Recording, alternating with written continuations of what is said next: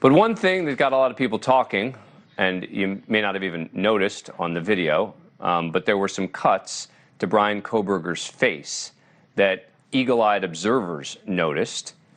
Turns out, according to the sheriffs, those were simply cuts Kohberger got this morning while he was shaving. And now that body cam footage from an encounter between Kaylee Goncalves and the Moscow police officers just months before she was killed.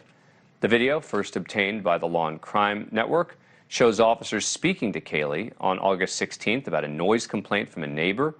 In the footage, Kaylee's respectful, she's polite, and the officer let her off with a warning.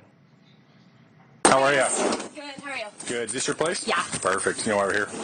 And I assume noise. Noise, yeah. Yeah. Big speaker right there? Yeah. Nothing against having a party. Once neighbors start calling in, then we have an issue. Fair. You go to school? Yeah. Okay. What year? Senior. Senior. Okay. So I'll tell you the same thing I told them. You probably know the drill, right? Actually, no. Oh, okay. So usually, at least for me, I'll give you a verbal warning. Okay. Once I have neighbors calling in, your music's too loud, you're disturbing the peace. Yeah. Nothing against having parties, nothing against having people over who are overage to drink. But again, once we start disturbing the neighbors, then we've got an issue. Yeah. Noise ticket is up to 300. Yeah, somewhere around 300, 400. Okay, it's a pretty expensive ticket. I don't want to give that to you. Yeah. That being said, this is your place, so I'm going to hold you responsible. Because it is your place, you're also responsible for everybody here. Yeah. So I'm going to grab your info. Yeah. And if I do have to come back here, a $300-some ticket's coming your way. Okay. And it only gets more expensive from there. Is that fair? Yeah, that's Okay. fair. Absolutely. I'd much rather you spend that $300 on beer or something fun than a noise ticket, right? Yeah, thank you. I appreciate it. Yeah. The footage ends with Kaylee going back inside a sliding glass door, the same one police now believe that Kohberger used to flee the crime scene just 3 months later, on November 13th, after stabbing and killing Kaylee, her roommates Madison and Xana's boyfriend Ethan. Days later, a neighbor now tells CBS News that Kohberger spoke to him about the murders and seemed dismissive of the investigation. He brought it up in conversation, asked if I had heard about the murders, and which I did, and then he said, yeah, it seems like they have no leads. It seems like it was a crime of passion. At the time of our conversation, it was only like, a few days after it had happened, so there wasn't much details out.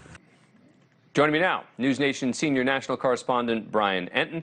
Brian, good to see you. You were in court today. Was it a surprise that the proceeding went so quickly? We expected it to be quick. They sort of told us yesterday, the courts put out a press release saying they thought it would be a very quick hearing. It would be focused on scheduling, which it was. It lasted, I would say, like 7 to 10 minutes. I think the biggest surprise for me was how far out the preliminary hearing is going to be. I mean, it's 6 months out. We were expecting maybe a month, maybe 6 weeks. Yep. But this hearing isn't going to be until June 26th. And we're actually going to talk in the next block about why the defense may have wanted that. We saw the body cam of Kaylee earlier. Was this found in the context of the investigation? Is there a particular reason it was released at this point?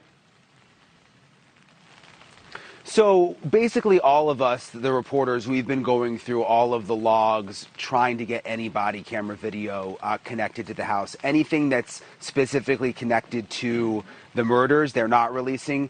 Items like that they are releasing. I personally found that video to be among the saddest videos that I've seen connected to this case since I started covering it. I don't know, I just felt like there was something about it. Hearing her voice, she was so mature, she was about to graduate, she was so polite with the officers. It really hit me, that video particularly.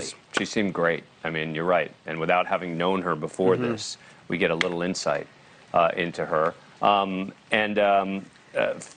Finally, there were the family members. They were not in court today.